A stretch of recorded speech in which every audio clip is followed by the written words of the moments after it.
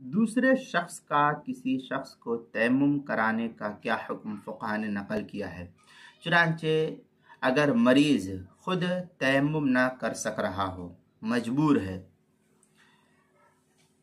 تو تیماردار جو رہتے ہیں، اس کی بیوی، بچے، ماں، بہن یا جو کوئی بھی ہے وہاں پر اس کی تیمارداری کے لیے موجود ہے، تو اپنے ہاتھوں سے بھی اس کو تیمم کرا سکتے ہیں۔ اس میں بھی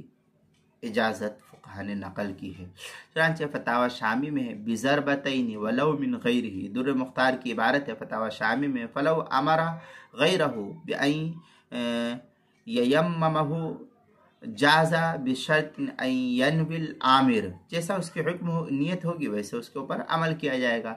یہ فتاوی شامی پہلی جلد جو بیروت کا چھپا ہوا نسخہ اس کی 357 صفحہ، اور جو زکریا بک ڈپو دیوبند کا ہندی نسخہ ہے اس کی پہلی جلد صفحہ 402۔